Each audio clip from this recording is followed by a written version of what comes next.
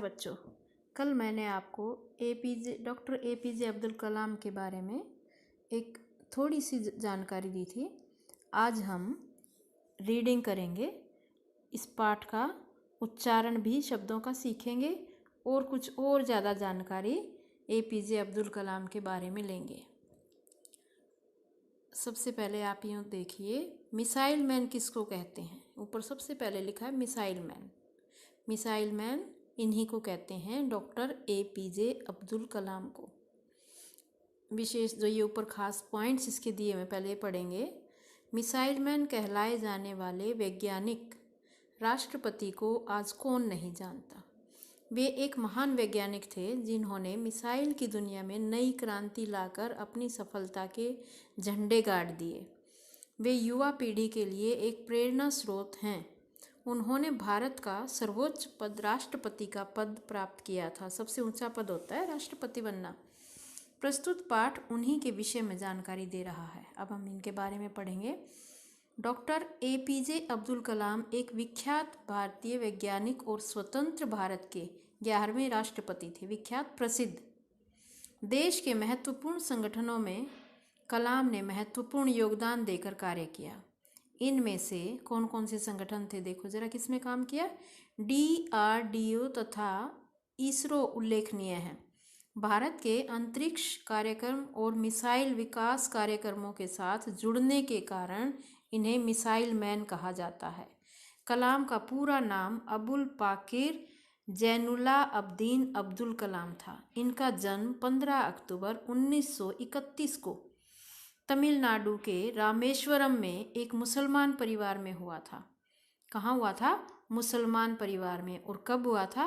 15 अक्टूबर 1931 को। कहाँ पर? तमिलनाडु में। और जाति से क्या थे ये? मुसलमान। उनके पिता जैनुला अब्दीन एक नाविक थे। क्या करते थे पिता? क्या थे उनके? नाविक, नाव चलाने वाले। और माता अशी अम्मा, माता का नाम देखिए ध्यान से, और माता अशी अम्मा एक सफल गृहिणी थी। सफल मीन्स बहुत अच्छी सुघड़ गृहिणी थी, घर के काम करने में कुशल थी। अपने पिता की आर्थिक सहायता देने के लिए वे विद्यालय से अपने पिता को आर्थिक सहायता, क्योंकि वो गरीब थे तो मदद तो चाहिए थी उन्हें। विद्यालय से आने के बाद समाचार पत्र वितरण का कार्य करते थे। समाचार पत्र वितरण मीन्स अखबार बांटते थे। यद्यपि वे पढ़ाई में सामान्य थे परंतु सीखने की लगन रखते थे। पढ़ाई में इतने इंटेलिजेंट नहीं थे लेकिन सीखने की लगन थी कि मैं कुछ सीखूं। मैट्रिक के बाद उन्होंने तिरुचिरापल्ली के सेंट जोसेफ कॉलेज से स्नातक की डिग्री भौतिक विज्ञान में प्राप्त की। तत्पश्चात उसके बाद चेन्नई जाकर उन्होंने एयरोस्पेस इंजीनियरिंग की शिक्षा ग्रहण की। सन 1960 में उन्होंने मद्रास इंस्टीट्यूट ऑफ टेक्नोलॉजी से अपनी इंजीनियरिंग की शिक्षा को पूरा किया। कलाम ने रक्षा अनुसंधान और विकास संगठन में एक वैज्ञानिक के रूप में कार्य आरंभ किया। सर्वप्रथम उन्होंने भारतीय सेना के लिए एक छोटा सा हेलीकॉप्टर डिज़ाइन किया। उसको हेलीकॉप्टर को थोड़ा सा डिज़ाइन किया, रूपरेखा तैयार की उनकी। कलाम को प्रसिद्ध वैज्ञानिक विक्रम साराभाई के साथ काम करने का अवसर भी प्राप्त हुआ। विक्रम साराभाई के साथ काम करने का अवसर प्राप्त हुआ। 1969 में उनका स्थानांतरण भारतीय अंतरिक्ष अनुसंधान संगठन इसरो में हुआ। स्थानांतरण होता है बदली हो जाना, वो यहाँ आ गए, इसरो में आ गए अब ट्रांसफ़र होके। भारत का प्रथम उपग्रह रोहिणी पृथ्वी की कक्षा में सन 1980 में स्थापित किया गया था। ये सन याद रखना, सन 1980 में प्रथम उपग्रह रोहिणी, ये याद रखना आपने, प्रथम उपग्रह रोहिणी सन 1980 में पृथ्वी की कक्षा में स्थापित किया गया था। राजा रमन्ना ने उन्हें पोखरण में परमाणु परीक्षण देखने के लिए भी बुलाया था, क्योंकि यह परीक्षण उनकी देखरेख में ही किया गया था। 70 और 80 के दशक में वे अपनी सफलताओं में इतने प्रसिद्ध हुए कि तत्कालीन प्रधानमंत्री श्रीमती इंदिरा गांधी ने अपनी कैबिनेट की मंजूरी के बिना ही, अपनी कैबिनेट, औरों से नहीं पूछा किसी से, कैबिनेट की मंजूरी के बिना ही कुछ परियोजनाओं में कार्य करने की अनुमति उन्हें दे दी अपने आप ही। अग्नि और पृथ्वी जैसी मिसाइलें कलाम के योगदान के साथ हमारे सामने आई। अब अग्नि और पृथ्वी जैसी मिसाइलें बनाई इन्होंने, योगदान दिया उसमें। जुलाई 1992 से लेकर दिसंबर 1999 तक डॉक्टर कलाम प्रधानमंत्री के वैज्ञानिक सलाहकार और DRDO के सचिव रहे। 1992 से 1999 तक। तभी भारत का दूसरा परमाणु परीक्षण हुआ। उनकी उपलब्धियों और सफलताओं के कारण 2002 में NDA सरकार ने उन्हें राष्ट्रपति का उम्मीदवार बनाया। कि भाई किसने बनाया? NDA सरकार ने। अपने प्रतिद्वंदी लक्ष्मी सहगल, उनके जो प्रतिद्वंदी थे, प्रतिद्वंदी होता है जैसे दो लड़ाई में खड़े होते हैं ना, कुश्ती करने वाले, दो आमने सामने कुश्ती के मैदान में, तो प्रतिद्वंदी होता है दूसरा, साथ में जो सामने जो और उसमें खड़ा है, सामने जो खड़ा है आपके बराबर वाला।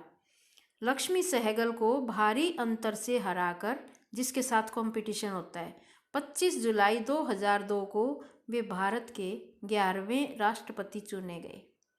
इससे पहले ही उन्हें भारत रत्न की उपाधि मिल चुकी थी। उनका कार्यकाल 5 वर्ष रहा। उनका कार्यकाल कितने टाइम तक रहा? 5 वर्ष।